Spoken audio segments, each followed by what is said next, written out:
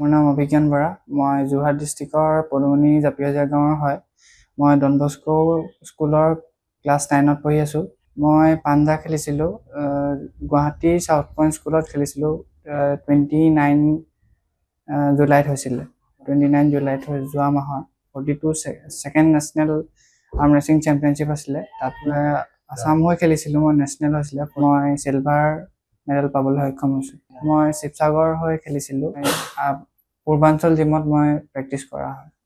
অসমৰ টীমৰ হৈ মই তাত খেলিছিলোঁ। অসমৰ হৈ তাত 50 জনৰ ওপৰত গৈছিলে। অসম আপোনাৰ শ্ৰেষ্ঠ দল হ'বলৈ সক্ষম হৈছে আৰু মই সেইটো দলত খেলিবলৈ পাই বহুত সুখী হৈছোঁ। মই আচলতে নীলাঞ্জন বুলি কয় দাদাজন আছিলে, তেওঁ শিকায় মোক। তাত পূৰ্বাঞ্চল জিমত মই শিকিবলৈ সৰুৰ পৰাই শিকিছিলোঁ। তাৰপিছত মই আৰু শিৱসাগৰ হৈ পিনে খেলি আছিলোঁ প্ৰথম ডিষ্ট্ৰিক্টত। মই আমগুৰিত খেলিছিলোঁ আৰু যোৰহাটত খেলিছোঁ। শিৱসাগৰ, যোৰহাট, মৰিগাঁও তাতো খেলিছোঁ। মই টাইকোৱাণ্ডো আৰু ফুটবল খেলোঁ। মই টাইকোৱাণ্ডোত ব্লু বেল্ট পাইছিলোঁ। টাইকোৱাণ্ডোত ডিষ্ট্ৰিক্ট পৰ্যায়লৈকে খেলা হৈছে টাইকোৱাণ্ডোত এতিয়ালৈকে।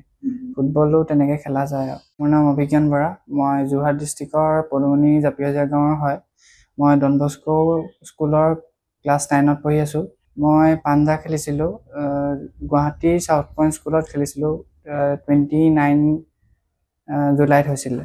29 জুলাইত যোৱা মাহৰ 42 second national arm racing championship আছিলে। তাত আছাম হৈ খেলিছিলোঁ। মই নেশ্যনেল হৈছিলে। মই চিলভাৰ মেডেল পাবলৈ সক্ষম হৈছোঁ। মই শিৱসাগৰ হৈ খেলিছিলোঁ।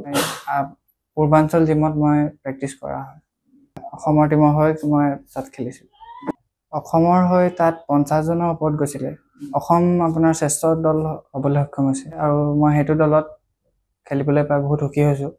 মই আচলতে নীলাঞ্জন বুলি কয় দাদাজন আছিলে, তেওঁ শিকায় মোক। তাত পূৰ্বাঞ্চল জিমত মই শিকিবলৈ সৰুৰ পৰাই শিকিছিলোঁ।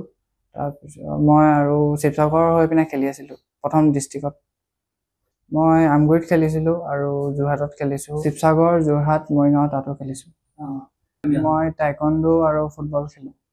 মই টাইকোৱাণ্ডোত ব্লু বেল্ট পাইছিলোঁ। টাইকোৱাণ্ডোত ডিষ্ট্ৰিক্ট পৰ্যায়লৈকে খেলা হৈছে টাইকোৱাণ্ডোত এতিয়ালৈকে। ফুটবলো তেনেকৈ খেলা যায় আৰু। যিকোনো খবৰৰ বাবে যোগাযোগ কৰক 7099017330 লগতে 7099017110 নম্বৰত।